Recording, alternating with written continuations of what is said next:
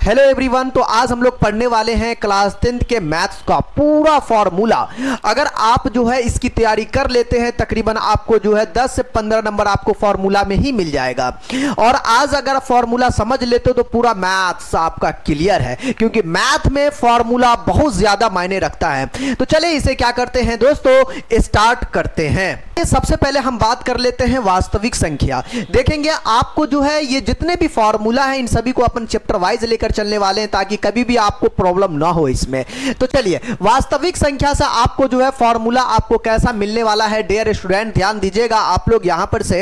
हाँ जी, पहले तो अगर मैं बात कर लूं वास्तविक संख्या किसमें आता बाबू, आपको नंबर सिस्टम में, जिसको क्या कहते हैं संख्या पद्धति में आपको ये आता है। इसमें अगर मैं फॉर्मूला की बात करूं बाबू, वास्तविक संख्या से भाग एल्गोरिथम वाला आपने सुना होगा, भाग एल्गोरिथम से a बराबर बी क्यू प्लस आर, भाज्य बराबर भाजक गुने भागफल प्लस का शेषफल। बहुत फेमस है, बहुत फेमस। ये फॉर्मूला आपने जरूर सुना होगा। ऑब्जेक्टिव में बहुत ज्यादातर आपको ये दे दिया जाता है, यहां से यहां तक भाई पूछ देगा आपको ऐसा दिया हुआ, ये आपको लेस देन इक्वल टू वाला चिन्ह वाला आपको दे देगा। तो ये चीज है, ये ऑब्जेक्टिव में बहुत ज्यादा ऐसा पूछता है। और याद रखिएगा a बराबर बी क्यू प्लस आर, भाज्य बराबर भाजक गुने भागफल प्लस का आपको शेषफल। ये फॉर्मूला जरूर याद रखिएगा।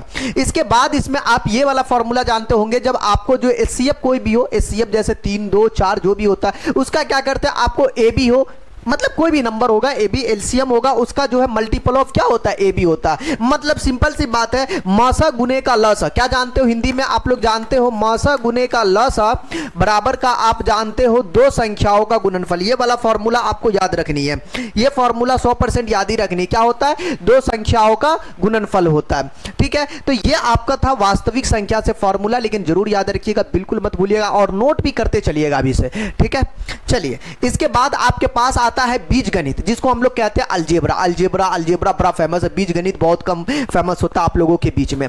तो आइए यहां से फॉर्मूला आपको कैसा मुलाकात होने वाला है, देखिए सबसे पहले अगर आपको जो है समीकरण कुछ ये आपको रैखिक समीकरण हो जाए, x plus b y plus c बराबर का 0, dx प्लस वाई प्लस का आपको f बराबर 0, कुछ इस तरीके का जब समीकरण आता है तो ये फॉर्मूला भाई इसके बिना तो क्वेश्चन बनता ही नहीं। और ऑब्जेक्टिव में भाई 500% इस पे बेस्ड क्वेश्चन देता है। ठीक है जी, कहते हैं a बट्टा D not equal to b बट्टा ई। अगर इसको कोई a1 बट्टा a2 लिखता है तो कोई दिक्कत नहीं भाई, एनसीईआरटी आपको ऐसे भी इस्तेमाल करता है। अगला होगा तो C1 बट्टा C2, कोई दिक्कत नहीं है इसमें। अगर ये दोनों आपको पहला बराबर ना हो डियर, इसका केवल एक हल होता है। कितना हल होता है, एक हल। और इसको कहते हैं, इसके युग्म को कहते हैं अविरोधी। युग्म को क्या कहते हैं दोस्तों, अविरोधी कहते हैं। ठीक है, इसके बाद अगर आपका a बट्टा डी बराबर b बट्टा ई, तीसरा वाला अगर बराबर नहीं होता, ये नॉट इक्वल टू का मतलब क्या होता है, तीसरा बराबर ना होना। जैसे आपने ऐसा दिया हुआ बराबर, ये ऐसे काट दिया, मतलब ये तीसरा वाला आपको बराबर नहीं है। ठीक है, अगर ऐसा सिचुएशन आ जाए तो बेटा इसे हम लोग क्या कहते हैं बाबू, कोई हल नहीं कहते। क्या कहते हैं, कोई हल नहीं। और इसे क्या कहते हैं बाबू, आपको विरोधी कहते हैं। क्या कहते हैं, इसको विरोधी कहते हैं। ठीक है, इसके बाद देर अगर आपका जो है a बट्टा डी बराबर b बट्टा ई, तीनों बराबर हो जाए बेटा, ये अनगिनत हल कहलाता है और इसे कहते हैं आश्रित। अब बात करते हैं रैखिक समीकरण के, जो होते हैं तकरीबन आपको दो टाइप्स होते हैं। रैखिक समीकरण के कितने टाइप्स बोलेंगे, दो टाइप्स। कौन कौन होते हैं भाई, एक तो होता है आपका संगत, दूसरा होता है असंगत। याद रखोगे संगत में दो चीजें आता है, एक अविरोधी वाला युग्म जो होता है और एक आश्रित वाला युग्म। ये दोनों किसके अंतर्गत आता है, संगत में। आश्रित वाला, ओ भाई आश्रित यहां पे नहीं होगा, यहां पर आपको कोई हल नहीं, कोई हल नहीं वाला क्या कहलाता बाबू, विरोधी। हाँ जी, ये विरोधी युग्म वाला होता है। ठीक है ना जी। असंगत मतलब अगर कोई हल नहीं, कोई आप इक्वेशन बनाए उसका कोई हल नहीं हो तो बेटा वो असंगत के अंतर्गत आएगा। असंगत में सिर्फ याद रखिएगा विरोधी वाला आता है, बस इस बात को रट्टा मार के रख लो बेटा, असंगत में सिर्फ विरोधी वाला आता है, जबकि आपको संगत में अविरोधी और आश्रित दोनों आता है। इस चीज को आप कंफर्म याद रखिएगा, बिल्कुल मत भूलिएगा। ठीक है ना, आइए अब इसको जो है लेखा चित्र में अगर आपको कभी कभी जो है ना, कभी कभी क्या किया भाई दे ही देता है। हाँ जी, ऑब्जेक्टिव में दे देता है। लेखा चित्र में आपको जो है, लेखा चित्र का मतलब ग्राफ की बात हो रहा है। ग्राफ जानते हो ना, बोलेंगे हाँ जी ग्राफ की बात कर रहे हैं। ठीक है, अगर आपकी एंट्री ग्राफ में जब आ जाती है तो ग्राफ में भी आपको क्या होता बाबू, जो केवल एक हल वाला होता उसका जो ग्राफ होता प्रतिच्छेदी होता है। बस याद रखिएगा इतना, केवल एक हल प्रतिच्छेदी प्रतिच्छेदी प्रतिच्छेदी। ठीक है, विरोधी वाला भाई वो समांतर होता, विरोधी वाला वो आपको समांतर होता। ठीक है, उसके बाद अगर अनगिनत है बेटा वो संपाती होता। अनगिनत वाला क्या होगा बाबू, उसका ग्राफ संपाती होगा। तो ये चीजें आपको याद रखनी है और 100% याद रखनी है। तो चलिए डियर, ये हो गया आपका दो चर वाले रैखिक समीकरण का बेटा ग्राफ में हो गया। उसके बाद आपका रैखिक समीकरण के दो टाइप्स हो गया और ये वाला आपका जो है ये हो गया। तो चलिए इसके बाद हम इसमें बात करेंगे बाबू बहुपद। नाम सुनो बहुपद, बोलेंगे जी सर बहुपद मतलब पोलिनोमियल, या पोलिनोमियल की अपन बात करने वाले हैं। देखो बाबू पोलिनोमियल की अगर मैं बात कर लूं तो पोलिनोमियल में जो होता है जिसको हम लोग कहते हैं बहुपद, इसके अंदर आपको पहले रैखिक बहुपद की बात करते हैं जिसका आपको ax प्लस बी ये व्यापक रूप होता। व्यापक रूप का मतलब इसका जो आपको जो मुंह जो होता है उनका जो चेहरा होता है बेटा वो आपको x प्लस बी, और इसका जो आपको एक चीज याद रखोगे बाबा, इसका घात अक्सर पूछता है बेटा, घात कितना, इसका एक होता। रैखिक समीकरण है एक घात, रैखिक को एक घाती नहीं कहते, रैखिक ही कहते हैं, ठीक है ना। हाँ जी, उस पे घात एक ही होता है। जब दो घात होता है उसे द्विघाती, तीन घात वाले को त्रिघाती कहते हैं, ठीक है। द्विघात बहुपद बेटा इसका जो फॉर्मूला मतलब आपको जो ये होता है क्या होता है बाबू, ये व्यापक रूप कुछ इस तरीके से बेटा, इसमें भी a जीरो नहीं हो सकता, इस चीज का कंफर्म याद रखिएगा। a not equal to zero, a zero हो जाएगा तो द्विघात हो भी नहीं करेगा, कहानी खत्म हो जाएगा। इसका घात कितना हो जाएगा बेटा, दो हो जाएगा। यहां से घात जरूर याद रखिए, ऑब्जेक्टिव में पूछ देता है घात क्या गो है, दो गो है, ठीक। अब चलिए बाबू, अब बात होगी बाबू द्विघात बहुपद के जो ना शून्यकों का योग, शून्यकों का गुणनफल, जो अल्फा प्लस बीटा जिसको कहते हैं। देखिए अगर शून्यकों का योग की बात किया जाए बेटा, अल्फा प्लस का बीटा, ठीक है, ये फॉर्मूला होता माइनस बी बट्टा ए, कौन वाला उतारता, ये पड़ोसी वाला और ये, ठीक है ना, माइनस बी बट्टा ए, ये फॉर्मूला ही होता, ठीक है, याद रखिएगा। शून्यकों का गुणनफल की बात किया जाए बेटा, अल्फा इंटू बीटा होता है जो आपको होता है सी बट्टा का ए होता है, ये फॉर्मूला होता, ठीक है, ये फॉर्मूला आपको याद रख लिया। आइए बाबू, अब यहां पर अगले चीजें, जब आपके पास दो चीजें पता हो बेटा, शून्यकों का योग पता हो, शून्यकों का गुणनफल पता हो, और आपको एक समीकरण प्राप्त करना हो, तो भाई डायरेक्ट ये फॉर्मूला आप अपना लो, डायरेक्ट ये फॉर्मूला अपनाओ। फॉर्मूला क्या कहता है, एक्स स्क्वायर माइनस का अल्फा प्लस बीटा इंटू का एक्स प्लस अल्फा इंटू का बीटा, ये अल्फा इंटू का बीटा है, यहां पे जोड़ दिला हुआ, ये अल्फा इंटू का बीटा होगा, राइट ना। ये फॉर्मूला आप डायरेक्ट आप याद रख सकते हो, इसमें कोई शक है नहीं, ठीक है ना जी। आइए आगे बात करते बाबू त्रिघात बहुपद के बारे में। देखिए त्रिघात बहुपद का व्यापक रूप बोलेंगे सर जी क्या होता है, ए एक्स क्यू प्लस का बी एक्स स्क्वायर प्लस का सी एक्स प्लस का डी। यहां पर भी बेटा ए जीरो नहीं हो सकता। घात की बात किया जाए, तीन त्रिघात है मतलब आपको घात कितना हो जाएगा, तीन हो जाएगा। चार घात मतलब घात चार, पांच तो पांच, ठीक है ना। ओके जी, अब बात करेंगे बाबू शून्यकों का योग, जो आपको होता है alpha plus beta plus gamma minus B बट्टा है। फॉर्मूला एकदम रट्टा मारना भाई, ये सबको रट्टा मार लेना, एकदम याद ही कर लेना, ठीक है। दो दो करके शून्यकों के गुणनफल की बात किया जाए, alpha beta beta gamma gamma alpha बराबर सी बट्टा है, सी बट्टा है, सी बट्टा है। हाँ जी, शून्यकों का गुणनफल अल्फा बीटा गामा माइनस का डी बट्टा है। ये फॉर्मूला सबको भाई आपको क्या करना है, एकदम बढ़िया से याद करके आपको रख लेना है, ठीक है ना जी। हाँ जी, ये फॉर्मूला, और कॉपी में जो है ना ये फॉर्मूला का एक लिस्ट बना लो, एकदम तैयार कर लो, समझ रहे हो ना, बिल्कुल समझते चलना। आगे चलते हैं, अब बात करेंगे बाबू जब शून्यकों का योग पता हो, शून्यकों का गुणनफल पता हो, ये कब है, त्रिघात बहुपद में हो। ऊपर वाला क्या था बेटा, इससे ऊपर वाला जो हम बात किए थे वो फॉर्मूला आपको जो था द्विघात के लिए हम लोग बात किए थे, नहीं इनके लिए जो फॉर्मूला होता बाबू ए लिख देना, उसके बाद x Q minus alpha plus का बीटा प्लस का गामा, ठीक है, एक्स स्क्वायर प्लस का alpha beta gamma, alpha beta beta gamma gamma alpha. हाँ थोड़ा सा बड़ा फॉर्मूला होता है ये, तब आपको जब अल्फा बीटा गामा पता हो, alpha beta beta gamma gamma alpha पता हो, अल्फा बीटा गामा पता हो, बेटा ये फॉर्मूला लगाना, डायरेक्टली आपका इक्वेशन निकल जाएगा। बस इतना ही करनी होती है इसमें। देखो एक्स क्यू ये चीजें हो गया, ठीक है। ओके बाद उसके बाद बाबू यहां पर हम लोग जो इस्तेमाल करेंगे, ओह यार यहां पर आपको एक और चीज इस्तेमाल करना, वो होता है आपको एक्स। क्या इस्तेमाल करेंगे, एक्स। अब इसके बाद माइनस का अल्फा बीटा गामा लिख देना, बस हो गया जी ये फॉर्मूला, राइट ना। ये फॉर्मूला आपका बनकर तैयार हो गया, ठीक। देखो अल्टरनेट चलता प्लस माइनस प्लस, ओके, उसके बाद ये माइनस, वहां पे ये एक्स है, ये एक्स है, ठीक है। चले आगे, आगे चलिए, आगे हम बात करेंगे बाबू द्विघात समीकरण, क्वाड्रेटिक इक्वेशन। ये आपका जो है अगला क्वाड्रेटिक इक्वेशन है, अगला चैप्टर की हम बात करेंगे। इसका भी बेस्ट फॉर्मूला, बहुत ज्यादा फेमस फॉर्मूला, आपने विवेचक और आपको जो है डी का नाम सुना होगा, बोलेंगे जी सर डिस्क्रिमिनांट, आपने सुना होगा विवेचक। इनके लिए फॉर्मूला क्या होता है गुरु, देखिए अगर d greater than zero, greater than का मतलब अगर जीरो से बड़का हो जाए, जीरो से बड़का 5 6 7 को ऐसा भी आ जाए, ठीक, 40 50 जो भी हो, तो उसके मूलों की जो प्रकृति होती है वो होता बाबू वास्तविक और असमान, ठीक है। पूछ देगा अगर d ग्रेटर देन जीरो है, या फिर आपको d का जो मूलों की प्रकृति है वास्तविक एवं असमान है, तो बता बेटा मूलों का मान। हाँ ऐसे पूछ देगा, अगर मूल समान है तो बता मूलों का मान क्या होगा। इस तरीके से आपको पूछ सकता है, ठीक है ना। तो मूलों का मान आप याद रखिएगा minus B plus minus B square minus 4ac बट्टा 2 है, और इसी बी स्क्वायर माइनस 4ac को डी लिखते। कभी डी लिखा हुआ हो तो बेटा डरना मत, इसी का वैल्यू होता डी का वैल्यू ये, ठीक है ना, बी स्क्वायर माइनस का 4ac।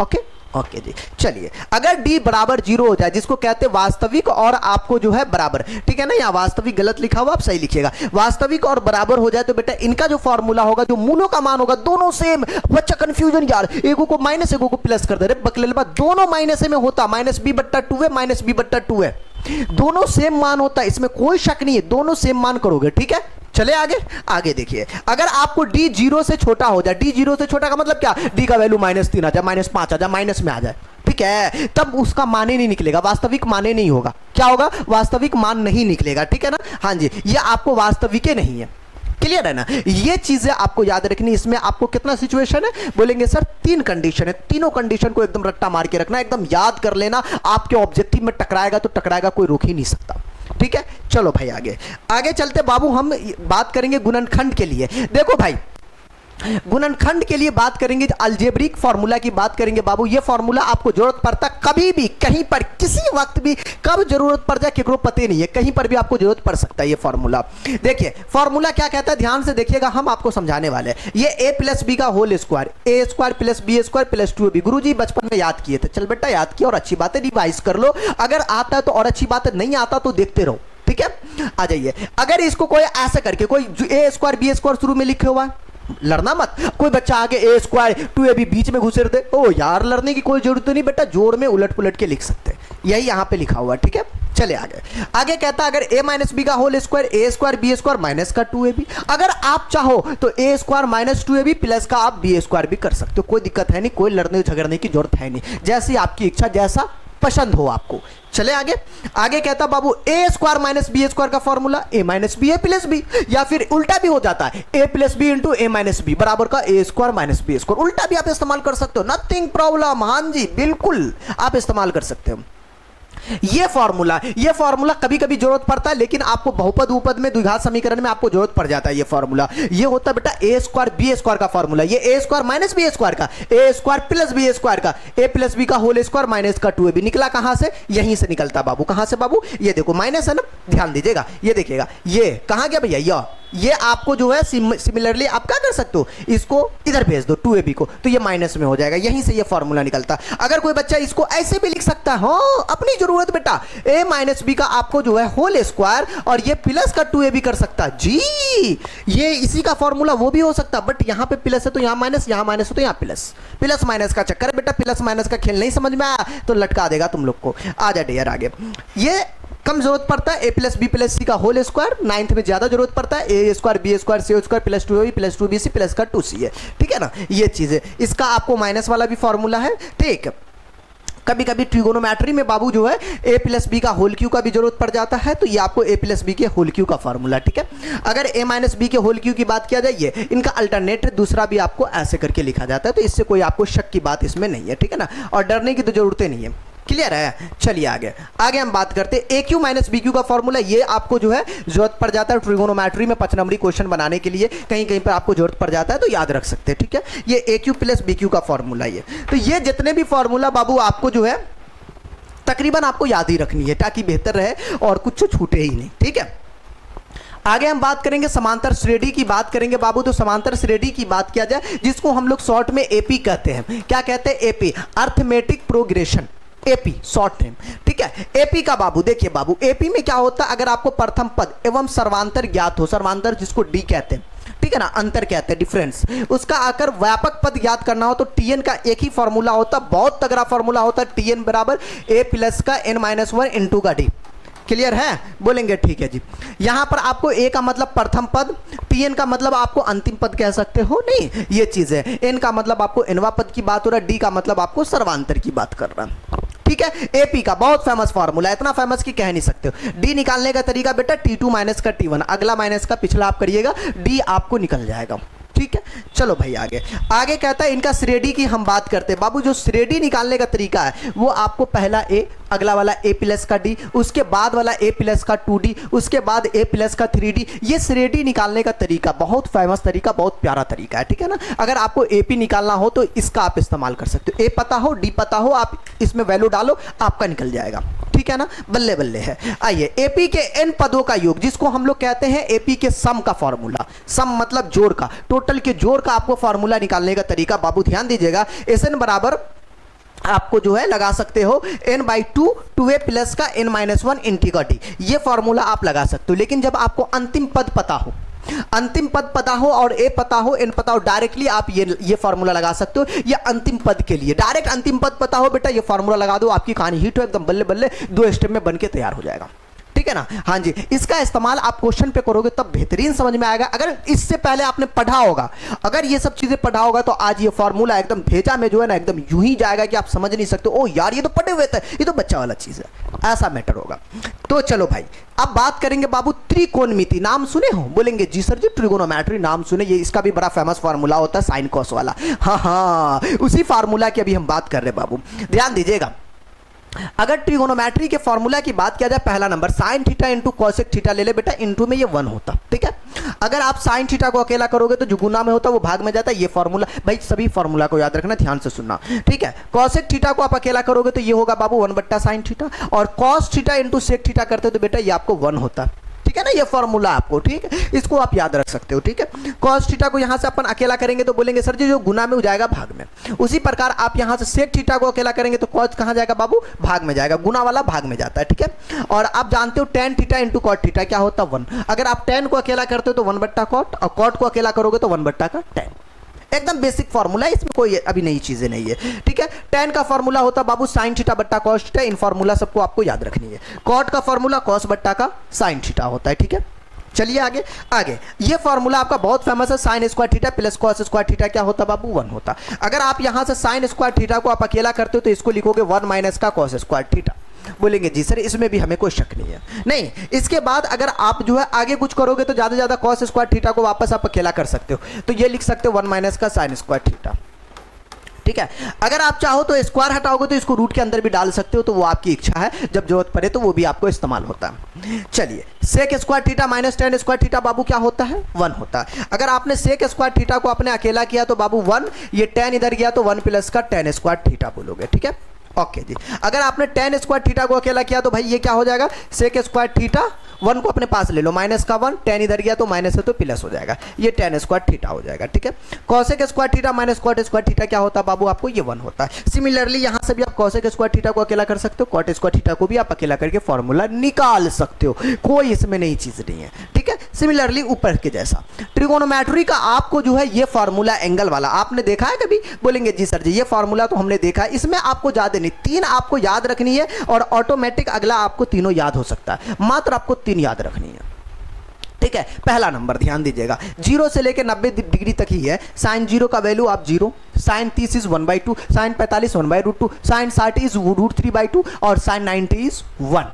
ठीक है, इस तरीके से आपको याद रखना। आप उलट देना, कॉस में कुछ मत करना, कॉस को उलट देना। ये 90 वाला जो है ना शुरू में लिखना 1 √3/2 1/√2 1/2, ये आपको 0 नहीं, तब आपको आप फॉर्मूला आप रट्टा भी मार सकते हो, याद भी रख सकते हो, ट्रिक भी लगा सकते हो। cos 30 √3/2, क्योंकि आपको जो है पलट जाता है। नहीं, साइन 60 आपको किसके बराबर होता है? आपको cos 30 के बराबर हो जाता है। नहीं, उलट के आपको ये आ जाता है। tan का फॉर्मूला आपको याद रखना भाई, साइन बट्टा cos भी करके निकाल सकते हो, 0/1 कितना 0।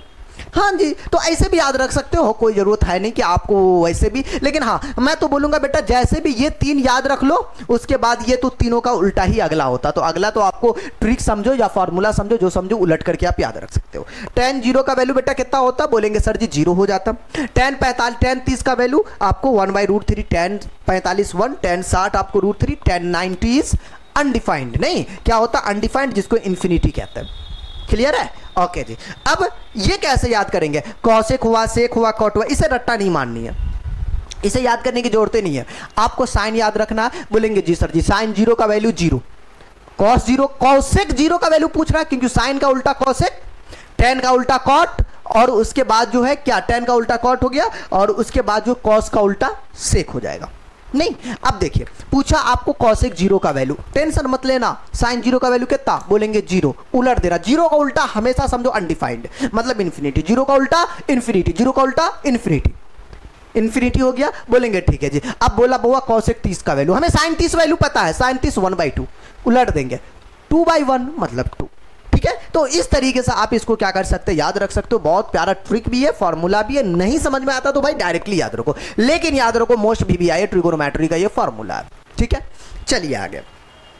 आगे हम इसमें बात करेंगे डेयर, अगला फॉर्मूला की बात करेंगे। आपने जो है इस चीज का तो नाम जरूर सुना होगा, बोलेंगे जी सर जी हमने जरूर देखा है क्या? हाँ बिल्कुल देखा है। H square P square B square का सुने हो? बोलेंगे जी सर जी आइए मैं इनके बारे में बताता हूँ, ध्यान दीजिएगा। ये फॉर्मूला इनका भी बहुत जरूरत पड़ता है बाबू। इसे कर्ण मामा कहते हैं जिसको एच कहते हैं, इसको पी कहते हैं परपेंडिकुलर, ये आपका होता आधार जिसको बेस कहते हैं। यहीं से आपको निकलता बेटा कर्ण स्क्वायर बराबर लंब स्क्वायर प्लस का आधार square, h square P square B square. ठीक है, यहां से अगर कोई पी स्क्वायर को अकेला कर सकता है तो क्या लिखेगा बेटा? एच स्क्वायर, ये आएगा तो माइनस का बी स्क्वायर। अगर आपने जो है बी स्क्वायर को अकेला करना है वापस से एच स्क्वायर माइनस का आपको पी स्क्वायर। यहीं से आपको 3 गो फॉर्मूला निकल गया, देख रहे हो? तो इस तरीके से आप जो है यहां से याद रख सकते हो। हिंदी में कर्ण स्क्वायर बराबर लंब स्क्वायर प्लस का आधार स्क्वायर।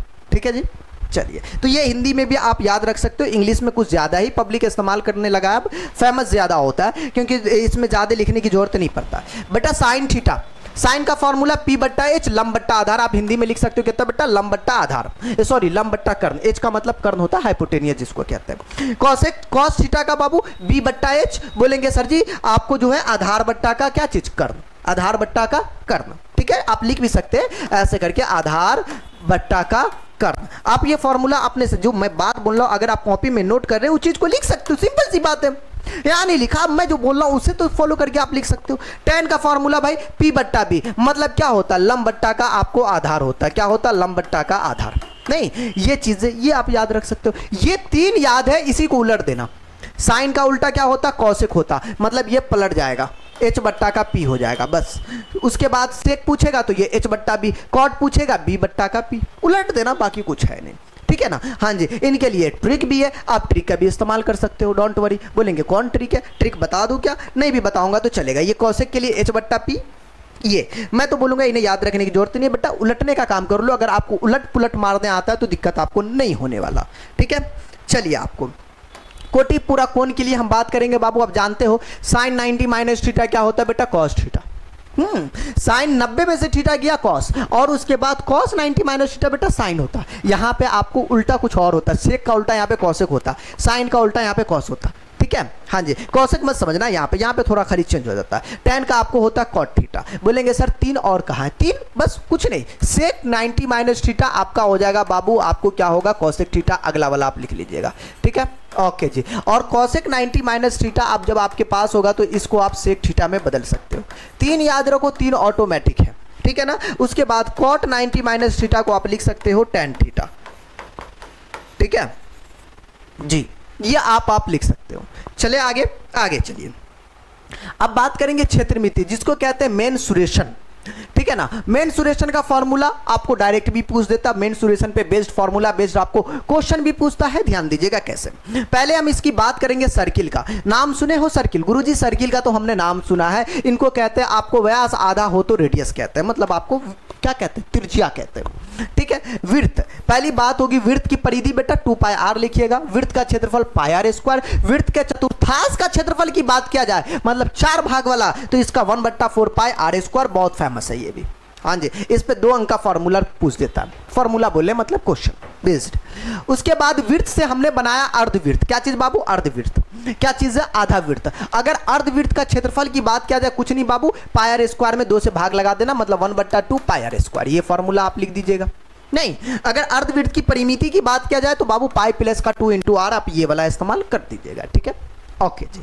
अब बात करेंगे बाबू वृत्ताकार वलय का क्षेत्रफल। क्या चीज बाबू? आपको जो है आगे वाला वृत्ताकार वलय। वलय तब हम लोग इस्तेमाल करते हैं जब आपको एक ही पॉइंट पर एक और आपने वृत्त खींच दिया, ये बन गया वलय, एक चक्का बन गया।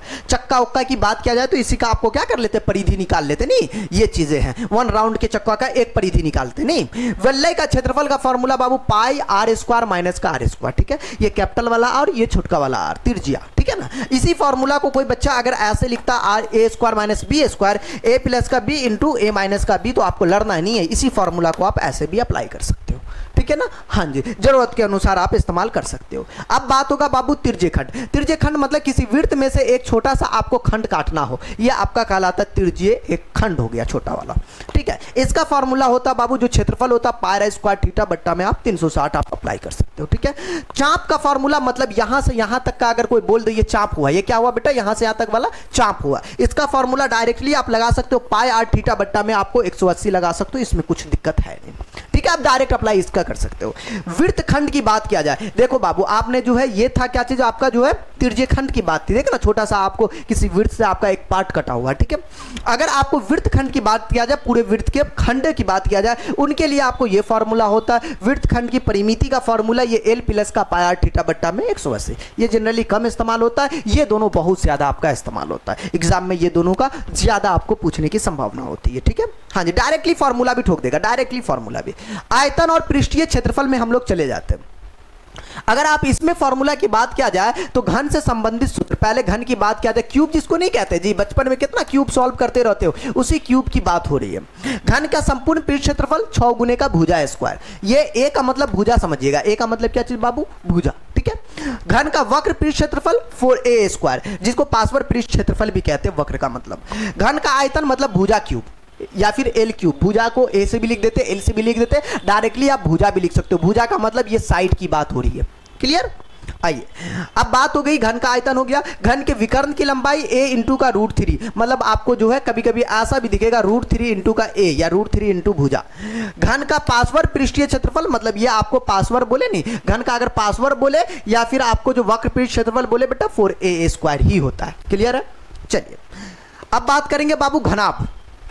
माचिस का डब्बी आपने देखा होगा, उसी घनाभ की बात हो रही है, ठीक है ना। हाँ जी, माचिस के डब्बी जैसा घनाभ होता है। घनाभ का आयतन लंबाई गुने चौड़ाई गुने ऊंचाई, LBH आप लगा दीजिए। घनाभ का वक्र पृष्ठ क्षेत्रफल 2 L प्लस का B इंटू का H, वक्र बोले या फिर आपको पार्श्व बोले, यही लगाना है। घनाभ के संपूर्ण पृष्ठ क्षेत्रफल 2 गुने का LB प्लस का BH प्लस का HL, ये बहुत फेमस फॉर्मूला है, ये फेमस फॉर्मूला को याद रखिएगा, क्लियर है। हाँ जी, घनाभ का विकर्ण अंदर root L square B square H square, ठीक है ना जी, ये पूरा आपका रूट के अंदर में ही होता है, क्लियर। आइए घनाभ का पार्श्व पृष्ठ क्षेत्रफल 2LH प्लस का आपको BH आप ये लगा दीजिएगा, क्लियर है। ओके जी, ये हो गया।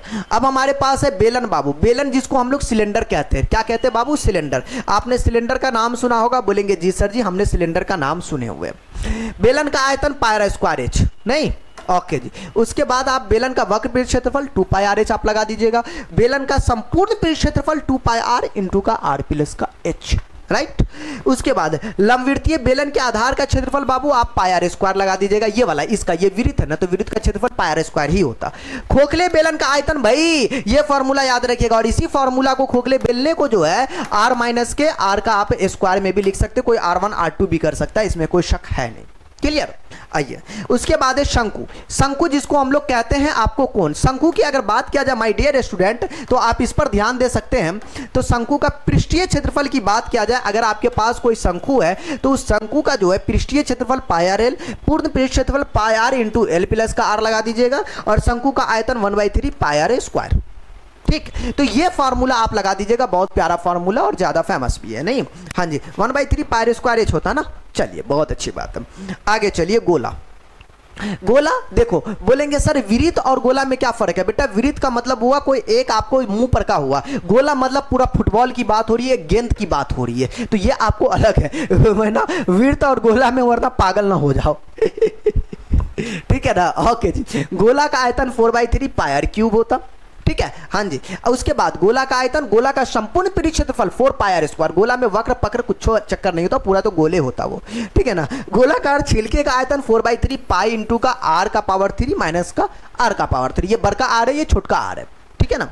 उसके बाद है अर्धगोला। अर्धगोला मतलब गोला का भी आधा, जैसे आपको जो है ये कटोरा देख रहे हो, ये अर्धगोला है। ये अर्धगोला की अगर आपको बात की जाए, उनकी बात हम लोग कर रहे हैं, क्लियर है ना। हाँ जी, अब बात करते हैं अर्धगोला का पृष्ठीय क्षेत्रफल, बाबू ये होता है 2 पाई आर स्क्वायर। अर्धगोला का पृष्ठीय क्षेत्रफल 2 पाई आर स्क्वायर, अर्धगोला का संपूर्ण पृष्ठ क्षेत्रफल 3 पाई आर स्क्वायर, और अर्धगोला का भाई आयतन 2/3 पाई आर क्यूब। भाई एकदम रट्टा मार के इस फॉर्मूला को रखना, मोस्ट VBI फॉर्मूला सब है, क्लियर है। आइए आगे, आगे हम लोग चलते हैं डियर स्टूडेंट, वो है आपको शंकु के छिन्नक की बात करेंगे। देखो शंकु आपने देखा होगा, बोलेंगे सर जी ये तो आपका एक था, ये आपको काट के बल्टा बना दिया जी, जो समझिए आप जैसा समझिए। तो कुछ इस तरीके से आपको क्या करते बाबू, इसको काट के एक ऐसा बना देते, तो ये बन जाता आपका शंकु बन जाता है। हाँ जी, और ये आपके शंकु का छिन्नक बन जाता है। ये तो पहले शंकु था ना, काट के मैंने हाफ किया तो शंकु का छिन्नक। ये फॉर्मूला ज्यादातर नहीं पूछता है, तो आप याद भी रख सकते हो, आपकी इच्छा। 1/3 पाई एच R1 का स्क्वायर R2 का स्क्वायर R1 इंटू का R2, ये शंकु का वक्र पृष्ठ क्षेत्रफल का फॉर्मूला होता है, ठीक है। नियामक ज्यामिति भाई, यहां से तो आपको बहुत ज्यादा बहुत VVI यहां से आपका क्वेश्चन सब आपको ऑब्जेक्टिव में आपका होने वाला है डेयर। देखेंगे क्या होने वाला है। देखिए बाबू, नियामक ज्यामिति में मूल बिंदु से किसी बिंदु का निर्देशांक, भाई याद रख लो एक्स स्क्वायर वाई स्क्वायर का रूट, मूल बिंदु का निर्देशांक, मूल बिंदु का निर्देशांक, मूल बिंदु का निर्देशांक, भाई ऐसे याद रखो जैसे कि गालियां याद रखते, ठीक है। बोलेंगे ठीक है। यहां से कुछ बातें और मैं बता देता हूं बाबू। ये तो मूल बिंदु से किसी बिंदु का निर्देशांक एक्स स्क्वायर वाई स्क्वायर, अगर डायरेक्टली मूल बिंदु का निर्देशांक की बात किया तो बेटा 0 0 आप याद रखिएगा, ठीक है। हाँ जी, मूल बिंदु से किसी बिंदु का निर्देशांक या दूरी की बात किया जाए तो ये फॉर्मूला लगाइएगा। अगर हमारे पास कोई दो बिंदु x1 y1 x2 y2 अगर हमारे पास है तो यहां पर जो आप फॉर्मूला लगाइएगा बाबू वो लगाइएगा x2 माइनस x1 का whole square, y2 minus y1 का। अगर आपकी इच्छा है तो आप ये वाला भी फॉर्मूला आप अप्लाई कर सकते हो, x2 माइनस x1, अबे सेम है यार। हाँ जी, x1 माइनस x2 ये होना चाहिए, x1 माइनस x2, और ये आपका होना चाहिए y1 माइनस के y2 का फॉर्मूला। नहीं, अगर किसी दो बिंदु के बीच का आपको डिस्टेंस फार्मूला, दूरी निकालना हो तो ये फार्मूला का अप्लाई करेंगे, ठीक है। ओके जी, अब इसके बाद मैं इसमें कुछ और बात बता दूं माय डियर स्टूडेंट। सुनने की बात यह है कि यह आपका एक्स एक्सिस है। अगर कभी पूछ दे बेटा पहला नंबर की एक्स अक्ष पर y का निर्देशांक क्या होता है बेटा 0 याद रखिएगा। y अक्ष पर जो है बाबू x का निर्देशांक कितना होता है तो यह भी आपका 0 हो जाता है। इस चीज को आप याद रख सकते हैं, क्लियर है। बोलेंगे ठीक है जी। और मूल बिंदु का निर्देशांक तो 0 0 होता है ये, ठीक है। इसमें बाबू ये 4 पार्ट में बटा होता है। इसको कहते हैं प्रथम पाद, जिसको आपको प्लस प्लस से लिखते। पूछ देगा बेटा 3 2 कौन सा पाद में है, -3 4 कौन सा पाद में है, ऐसे पूछेगा जी। ये आपको माइनस प्लस होता है, ठीक है। ये आपका माइनस माइनस होता है, ये आपका प्लस माइनस होता है। इसको कहते हैं प्रथम पाद, द्वितीय पाद, तृतीय पाद, चतुर्थीय पाद। पूछ देगा -3 -4 कौन सा पाद में, -3 -4 कौन सा पाद में। बोलेंगे सर जी ये माइनस और ये प्लस में, मतलब आपको द्वितीय में। हाँ, इस तरीके से भी पूछ देगा। तो ये चीजें मैंने आपको यहां पे बता दी, और इसे कंफर्म याद रखिएगा, कम से कम 2000% होगा। और यार कुछ ज्यादा नहीं हो गया गुरु। चलो अब बात करेंगे विभाजन सूत्र, मतलब आपका सेक्शन फार्मूला। इस पे ऑब्जेक्टिव पूछे ना पूछे, लेकिन 2 अंक में इस पे क्वेश्चन होता है, ठीक है। ऑब्जेक्टिव में ना पूछेगा लेकिन आपको 2 अंक में यहां से क्वेश्चन देता है। तो ध्यान दीजिएगा, आपके पास अगर m1 m2 में कोई रेशियो अनुपात में विभाजित करता है तो बाबू आपको याद रखना है विभाजन सूत्र, मतलब आपको जो है इसका सूत्र है। तो C का निर्देशांक की बात किया जाए बाबू, आप ये फॉर्मूला आप लगा सकते हो, ठीक है। m1 प्लस m2, यार नीचे भी m1 प्लस का m2 बड़ा बोल देगा तब माइनस लगाते, अन्यथा नहीं लगाते, ठीक है।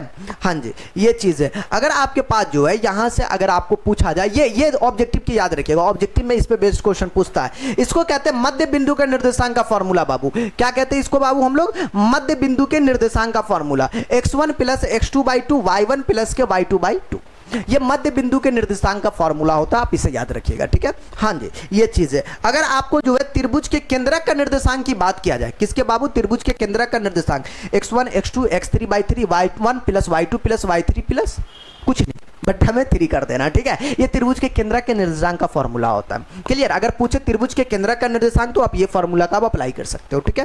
ओके जी, चलिए। अगर आपको जो है इनका पीडीएफ चाहिए, अगर पीडीएफ चाहिए तो आप इस व्हाट्सएप पे आप मैसेज कर सकते हैं, इसका पीडीएफ मिल जाएगा फॉर्मूला का, ठीक है। हाँ जी, फॉर्मूला का पीडीएफ मिल जाएगा। फॉर्मूला का पीडीएफ इस नंबर पे आप मैसेज करके ले सकते हो, ग्रुप में भी जुड़ के ले सकते हैं, टेलीग्राम में भी जुड़ के भी ले सकते हैं, ऐप पर भी जाकर आप ले सकते हो। ऐप जानते हो ना, हाँ जी, ऐप पर भी हमारा यूनिक क्लासेस नाम से ऐप है, तो आप वो भी मतलब वहां पर भी जाके आप डाउनलोड कर सकते हो, ले सकते हो। आइए, अंतः केंद्र का निर्देशांक का फॉर्मूला बाबू आप इसका अप्लाई कर सकते हो, ये फॉर्मूला का अंतः केंद्र में आप अप्लाई कीजिएगा। अब बात करेंगे बाबू त्रिभुज का क्षेत्रफल, आपने सुना है। बोलेंगे जी सर जी, अगर आपके पास जो है त्रिभुज का क्षेत्रफल अगर आपको निकालना हो, जो बर का फार्मूला 23 31 12 वाला, ये वाला याद है, ये वाला formula x1 y2 minus y3, इसी को लिखते हैं शॉर्टकट में 23 31 12। नहीं, ये फॉर्मूला अगर त्रिभुज का केंद्रक का मतलब त्रिभुज का क्षेत्रफल पूछे तो भाई डायरेक्टली आप जो है इस फॉर्मूला का आप अप्लाई कर सकते हो। कहां गया भाई, कहां गया, ये रहा, ठीक है। अरे यार ये तो संरेख पर आपको निकाल दिया गया, डोंट वरी। अगर संरेख पूछेगा ना तब हम लोग 0 के बराबर करके ये फॉर्मूला ले लेंगे, ठीक है। हाँ जी, अगर आपको ये संरेख अगर आपको नहीं पूछता है तब आपको इसमें कुछ नहीं करना है। क्या करना है बोलेंगे, डायरेक्टली अगर आपको फॉर्मूला निकालना है तो आपको कुछ नहीं, यहां पर आपको सिर्फ 1/2 लगा देना। क्या निकाल देना, एरिया बराबर 1/2 लगा देंगे, और यहां पर से आपको x1 पूरा का पूरा ये बात आप लिख दीजिएगा, ठीक है। बराबर 0 नहीं दीजिएगा, बराबर 0 तभी होता है जब बेटा संरेख या फिर एक रैखिक पूछ देगा या एक सरल रेखा में है, तभी आपको 0 लगाते हैं, अन्यथा नहीं, ठीक है। आइए, अब हम बात करेंगे बाबू ज्योमेट्री का नाम सुने हो। बोलेंगे सर जी इसका तो फॉर्मूला बहुत भारी होता है। नहीं, उतना भारी नहीं होता जितना आप समझते हो, आसान होता, बाद बाकी मैं समझाता हूं, ध्यान दीजिएगा। त्रिभुज का क्षेत्रफल भाई 1/2 गुने आधार गुने का ऊंचाई। बोलेंगे सर ये फॉर्मूला तो हमको याद है, त्रिभुज का क्षेत्रफल वाला फॉर्मूला अपने को याद है। बोलेंगे और अच्छी बात है अगर याद है तो। अब बात करेंगे बाबू इसमें समबाहु त्रिभुज का क्षेत्रफल, ये आपको ऑब्जेक्टिव में भी पूछ देता है, तो ये फॉर्मूला आपको याद रखना बाबू, ये आपके लिए इंपॉर्टेंट है। ठीक है, हाँ जी, ये आपको ये चीज है। असमबाहु त्रिभुज के लंब का फॉर्मूला आपको √3/a आप याद रख सकते हैं, ये कभी कभी 2 अंक में प्रूफ करने के लिए भी दे देता है। ठीक है, ये चीज है, तो ये आपको हो गया जी। अब हम बात करेंगे बाबू इसमें सांख्यिकी। बोलेंगे गुरु सांख्यिकी का तो नाम हमने सुना है। ओके जी, सांख्यिकी में पहले हम माध्य माध्यक बहुलक को ले लेते हैं। ठीक है, इनके लिए आपको फॉर्मूला बहुत ज्यादा जरूरी, ये आपको 2 अंक के लिए ज्यादा जरूरी। कितना अंक में बाबू? 2 अंक में। अगर आपको जो सिंपल आपको जो है सरल वितरण के लिए आप जो हम लोग प्रत्यक्ष रीति में जो जाते हैं, तो आपको यहां से माध्य बराबर आपको लिखना हो तो सिग्मा fx बट्टा का सिग्मा f आप डायरेक्टली ये अप्लाई कर सकते हो। सिग्मा fx बट्टा का सिग्मा f। लघु रीति में आपको जो है a लगा देते हैं बाबू, a का मतलब कल्पित माध्य होता है, सिग्मा fd बट्टा में सिग्मा f। पद विचलन में फॉर्मूला हम लोग लगाते बाबू, सिग्मा fd डैश बट्टा में सिग्मा f, a प्लस का आपको l। ये आपको जो है माध्य में आपको इस्तेमाल होता है। ठीक है, ओके जी। अब हम बात करेंगे बाबू इसमें जो है ए का मतलब क्या होता, एल का मतलब क्या होता और इसका मतलब क्या होता। तो मैंने पहले भी बताया बाबू, ए का मतलब कल्पित माध्य, डी का मतलब आपको जो है कल्पित माध्य से पदों का विचलन मतलब x माइनस का है। ये सब 2 अंक में बनाने के लिए ये फॉर्मूला का बाबू अप्लाई होता है, तो 2 अंक के लिए ये फॉर्मूला आप नोट कर सकते हो। ठीक है, ओके जी। अब बात करेंगे माध्य का, ये भी 2 अंक के लिए ज्यादा जरूरी, लेकिन ये वाला फॉर्मूला ऑब्जेक्टिव है, ये फॉर्मूला आपका ऑब्जेक्टिव में इस्तेमाल होता है। ठीक है, माध्य का बराबर n+1/2 लगा सकते हो जब बेटा n विषम हो। ठीक है, n विषम हो, जब दिया हो ऐसे ऐसे ऐसे ऐसे करके दिया हो 1 2 3 और 3 है विषम संख्या, तो ये फॉर्मूला आप अप्लाई करिएगा। ठीक है, अगर आपको सम संख्या हो तो बेटा ये वाला फॉर्मूला का आपको अप्लाई करनी है। क्लियर, n/2 तथा n/2 + 1वें पद का समांतर माध्य। ठीक है, आप इसका इस्तेमाल कीजिएगा। इसके बाद आता बाबू इसमें वर्गीकृत, ये 2 अंक के लिए बनाने के लिए फॉर्मूला का इस्तेमाल होता बाबू, m बराबर l प्लस का n/2 माइनस का f बट्टा का f इंटू का i आप इस्तेमाल कर सकते हो। यहां पर सब बात लिखा हुआ है, l का मतलब क्या होता है, आपको जो है n का मतलब क्या होता है, और इसके बाद जो है आपको ये चीज का मतलब क्या होता है, ये बातें आपको यहां पर लिखी हुई है, इस चीज को आप कवर कर सकते हो। क्लियर है, ओके जी। अब बात करेंगे बाबू इसमें बहुलक मोड, ये ऑब्जेक्टिव के लिए फॉर्मूला आपको इंपोर्टेंट ऊपर वाला, ये सब आपको 2 अंक और 5 अंक में क्वेश्चन पूछता है, तो ये फॉर्मूला का आप अप्लाई कर सकते हो। ध्यान दीजिएगा यहाँ पे, देखिए बाबू बहुलक वर्ग बराबर आप याद रखिएगा, सर्वाधिक बारंबारता वाला वर्ग क्या कहलाता बाबू? बहुलक कहलाता। जो गिनती कर लोगे, जो सबसे ज्यादा बार है वही आपका आंसर, एक जैसा एक जैसा। ठीक है ना, ये है। और ये आपको जो है 5 अंक में कभी पूछ देता तो कभी 2 अंक में पूछ देता, तो ये फॉर्मूला का मतलब लिखा हुआ, किसका क्या मतलब होता है वो चीजें आपको लिखा हुआ है। एल का मतलब क्या होता है, F0 का मतलब क्या होता है, 2F1 का मतलब क्या होता है, ये बातें आपको लिखी हुई है बाबू। ठीक है, अब बात करेंगे इसमें बाबू प्रायिकता। ध्यान दीजिएगा, प्रायिकता का मतलब होता बाबू क्या? बोलेंगे सर जी प्रोबेबिलिटी। प्रोबेबिलिटी, किसी घटना ई की आपको जो है प्रायिकता की बात किया जाए बाबू, तो आप याद रखिएगा वो आपको होता है संभव परिणाम बट्टा में अनुकूल परिणाम होता, जिसको हम लोग अगर इंग्लिश में इसी को लिखा जाए तो इंग्लिश में क्या लिखेंगे बाबू? NE बट्टा का NS लिखेंगे। क्या लिखेंगे? NE बट्टा का NS। ठीक है, हाँ जी, देखो ना, ई के अनुकूल परिणामों की संख्या बट्टा में संभव परिणामों की, आप या फिर यहां पर संभव लगा दीजिएगा, अच्छा रहेगा। संभव परिणामों की कुल संख्या, बट्टा लगाना होता है, ये बट्टा का निशान है नीचे वाला, बट्टा बट्टा समझते हो ना जी। असंभव घटना की प्रायिकता बाबू 0 होता है, सब ऑब्जेक्टिव के लिए इंपॉर्टेंट है। निश्चित घटना की प्रायिकता आपको 1 होता है। किसी ई के लिए संख्या p इस प्रकार होती है, ये वाला भाई आपको ऑब्जेक्टिव में याद रखना, ये 0 से less than equal to p less than equal to 1, 0 और 1 के बीच प्रोबेबिलिटी का वैल्यू होता है, मतलब प्रायिकता होता है। किसी प्रयोग की सरल घटनाओं की प्रायिकता का योग कितना होता है बाबू? आपको 1 होता है, मतलब p प्लस का p डैश बराबर कितना होता है बाबू? आपको 1 होता है। ये लैंग्वेज में हुआ, और ये आपको जो है p मतलब ये घटना होना और p डैश मतलब घटना नहीं होना बराबर आपको 1 होता है। क्लियर है, और प्रायिकता का अधिकतम मान बाबू 1 होता है। इसी के साथ आपके मैथ्स का पूरे फॉर्मूला का आपको क्या हो चुका बाबू? बोलेंगे सर द एंड हो चुका है, मतलब आपका ये समाप्त हो चुका है। और ये जो फॉर्मूला था माय डियर स्टूडेंट, अगर आप जो ये फॉर्मूला को अगर आप याद रख लेते हो, जैसे भी आप याद रख लेते हो भाई, आपको जो है 15-20 नंबर यूं ही आपको मिल जाएगा, आपको बिल्कुल दिक्कत नहीं होगा, और मैथ बनाने का मजा ही कुछ और होगा। मैं कहूंगा भाई आप एग्जाम से पहले शुरू से ये फॉर्मूला को याद रखें, ताकि बहुत ज्यादा बेहतर होगा, और आपके एग्जाम में भी मतलब आपको ये होगा, और मैथ बनाने में भी बहुत मजा आएगा, क्योंकि अगर फॉर्मूला याद है तो आपको जो है मैथ बनेगा। जैसे हमारे बॉडी में खून जरूरी होता है ना, खून है तो हमारी बॉडी, वैसा ही अगर फॉर्मूला याद है आपको, मतलब मैथ का ये क्या होता है बाबू? ब्लड होता है। तो ये याद रखना आपको 100% जरूरी होता है। तो चलिए आज के लिए इतना ही, फिर मिलते बाबू किसी नेक्स्ट वीडियो में।